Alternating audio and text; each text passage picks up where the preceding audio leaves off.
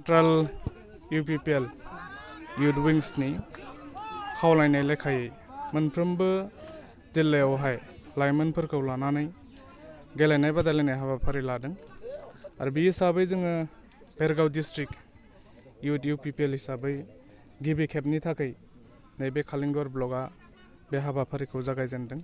आं बिथांमोनखौ साबायखर बावदों। लोगोसे बेनि गेजेरजों जों बुंनांगोन जे भारतआ स्वाधीन जानाया देग्लाय 75 इयार्स जानो थांगासिनो दङ। बेखौ लोब्बा लाखिनानै जों बे गेलेनायखौ सरजाबफादों। सानथामनि हाबाफारि लानानै दिनै जों जागायबाय आरो 15 तारिखै फोजोबगोन।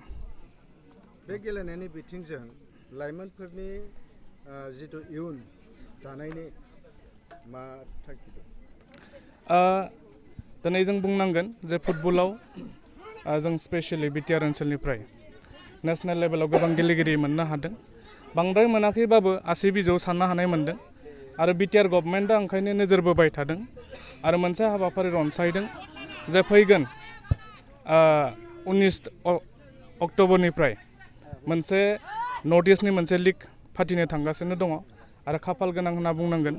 बेखौ जोंहा बिटिआरनि गेलेमु बिफाननि दावबायसा बर' बिथाङा डिमाकुसिनिफ्राय जागायजेनगोन होननानै बे हाबाफारिखौ फोसावदों। आरो मा बिथांखि लाबावदों गेलेनाय बिथिङाव? गेलेनायनि बादै जों दिनै बुंनांगोन एथलेटिक्सआवबो जोङो मोनफ्रोमबो बिथिङाव नोजोर बोदों जे मोनसे जोङो हाबाफारि रनसायलांबाय थागोन।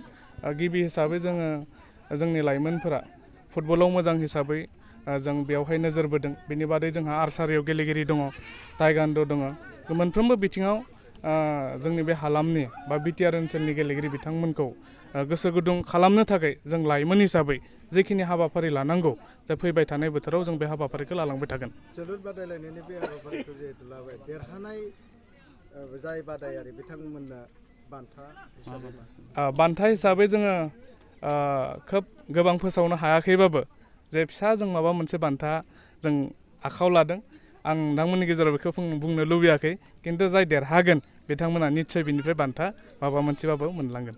बे समाव नुनो मोन्दों जोलुर गेलेनायनि बेलायावहाय क्वालिफाइड जानांगौब्ला ए टीम बि टीम बेबायदि गेलेनो गोनां जायो। बे समावहाय जिहेतु इउ.प बेबायदि गेलेनायखौ लाबाय, बिथांमोनखौ डिस्ट्रिक्ट चेम्पियनशिप गेलेनो इन्टारनेसनेल गेलेनो थाखाय माबायदि सायख'नायनि हाबाफारि दं? जोंहा आफाद हिसाबै बा इउ.प दोलो हिसाबै बेखौ जों नायाखै। आं दहायनो बुंलांदों जेखिनि जों नेशनेल लेभेलनि गेलेगिरि बा इन्टारनेसनेल लेभेलनि गेलेगिरि लाबोनो थाखाय